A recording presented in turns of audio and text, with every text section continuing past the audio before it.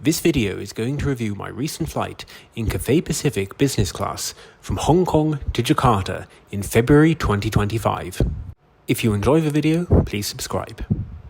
My flight today is from Hong Kong International Airport to Jakarta Soekarno-Hatta Airport. Clocking in at just over 3,250 kilometers, the flight takes 5 hours. After catching the train to the airport, I arrived on this bright, sunny February's day to Hong Kong International Airport and made my way down towards the check-in desk. The airport today was very busy, as you can see. I'd heard that passenger numbers had dropped off post-COVID, but they certainly seem to have rebounded now. Security took about 15 minutes, and I headed over to the lounge called The Wing. Interestingly, Cathay Pacific has several business class lounges at Hong Kong Airport. The Wing, the Deck, the Pier, they're all similar but subtly different.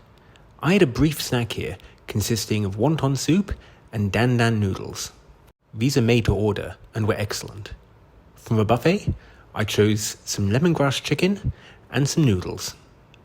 The noodles were tasty but fairly average, but the chicken was delicious, really nicely seasoned and very tasty. I checked out another lounge while I was in Hong Kong Airport. This one is called The Pier. The food and drink were noticeably better, including freshly made pizzas. I didn't stick around here for too long though, as the lounge was absolutely packed, so I headed to the gate. My flight today was departing from gate 36. This would have been about a 20-minute walk from security, although they provide a train which cuts out a lot of that time. The flight was already boarding as I arrived, so I timed it perfectly. At the end of a very long jet bridge, I managed to get a brief video of the Airbus A330 that was going to take us to Jakarta. There was almost no queue for business class passengers, so I made my way to board. Upon boarding, I was offered a bottle of Evian mineral water and a Cathay Delight, which is a non-alcoholic blend of kiwi juice, coconut milk and mint. The business class seat on the A330 for Cathay Pacific is really spacious. I mean, there is a ton of legroom here. When I'm sat normally, even if I stretch my feet out, I still couldn't reach the footrest, and I'm over 6 foot tall. You definitely won't be cramped in this seat. The seat itself is not the widest business class seat, and you do feel a little bit exposed here. There's absolutely no partition between you and the aisle. That said, it is very comfortable.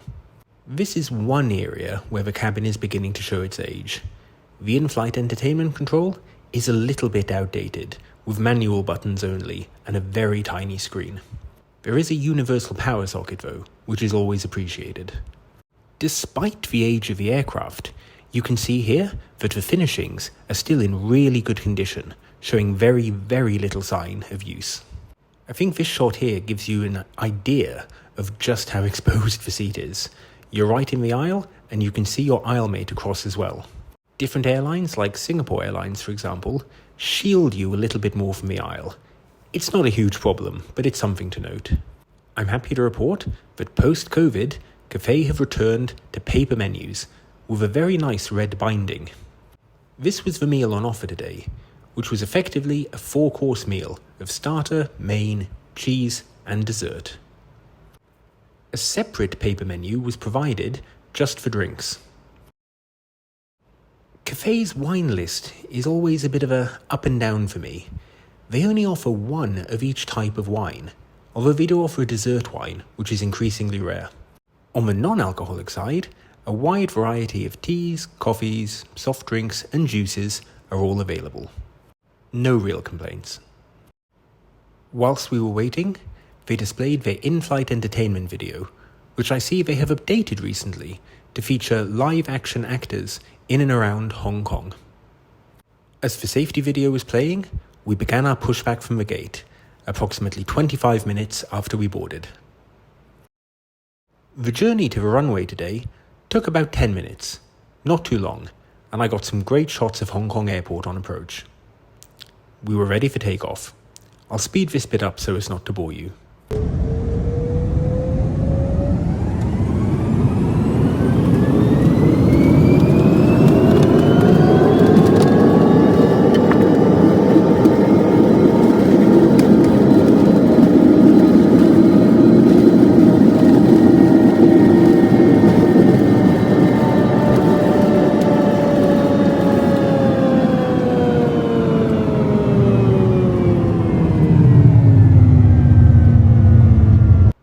just like that, we were airborne. I had an incredible view out of these double windows. The sun shining down on the clouds below looked amazing. The view only got better as we got higher, as the blue of the sky began to dominate more of the window. I took some of my favourite plane shots in this seat. Stowed away in a little side cupboard on your table are the headphones, which are conveniently already plugged into the socket. You just need to detach them and then put them on. The headphones provided are Cathay Pacific own brand headphones. They were very comfortable, about standard for international first class. Approximately 15 minutes after takeoff, it was time to serve food. The tray table pulls out from the side and then folds in half. As you can see here, it's not the easiest thing to operate single-handedly, but I did manage. To begin with, the crew served some warm nuts and asked what drink I would like. I went for a Diet Coke. A few minutes later came the starter. In keeping with our Indonesian destination, this was a spicy Balinese salad. It contained spicy chicken, peanuts, and tomatoes. Honestly, nothing to write home about. Alongside this, I was served 2 slices of garlic bread.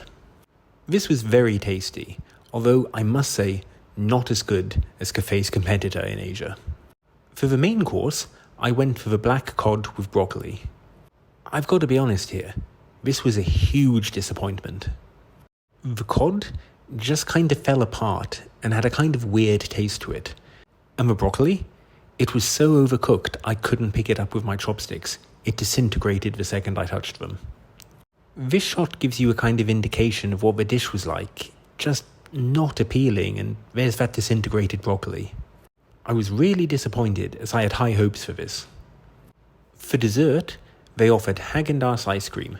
There were a number of flavours on offer, and I went for the matcha green tea. They also served a cheese plate with 3 small pieces of Stilton, Brie and cheddar. The cheese plate met expectations, and look, it's hard to go wrong with Häagen-Dazs ice cream, particularly the matcha flavour, which is my personal favourite. That said, this was the only choice on the menu. You either have ice cream or you have nothing. I'm so sorry, Cathay, I've got to give you 5 out of 10 for this meal. After food, I went to go check out the toilets. As you can see here, they're spotlessly maintained and were quite spacious. There was plenty of room, and also provided with some toiletries, including hand wash and hand lotion. These were branded Bomfort. I'll be honest, I hadn't heard of that before, but they were nice. It was interesting to see that Cathay did no small touches in here. There were no flowers, no small decorations. I'm not expecting much, don't get me wrong, but there are small touches which other airlines do in their business class toilets. Check out my other videos to see what I mean. I settled back into my seat and took in that incredible view out of these double windows, before I decided to watch a film and pass some of the remaining 3 hours on the flight. Throughout the duration of my film, the sun set and it began to get dark in the cabin. There's not much to say now until we're ready to land. With just under 15 minutes to go, the plane switched on its lights and informed us that it was time to land. I looked out of a window to see the Jakarta skyline approaching. The ocean disappeared and the skyline came into view. Not long now until we land. As before, I'll speed this up.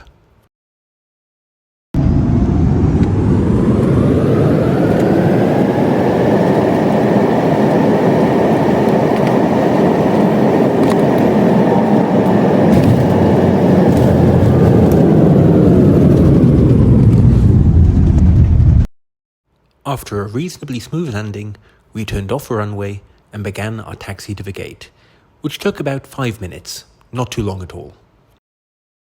Just like that, we arrived at our gate. We arrived today in Jakarta Terminal 3. I can't recall what gate we landed at, but I do recall there was a long walk to immigration. Like a really, really long walk. I'm talking like 15 minutes here. Immigration itself took 1 minute, but the walk was very long. Overall, I have mixed feelings about this flight. The seat and the view out of the windows is fantastic, I can't deny it. On top of that, I really can't fault the service. The crew did an excellent job. That said, the food and drink was limited compared to what some other airlines offer, and I was so disappointed with the quality of the main dish. I fly this route all the time, and I won't hesitate to fly it again on Cathay Pacific. I just wish they'd do something different about the food, and next time, I certainly won't be ordering the cod. If the food was improved, I would call this an excellent flight.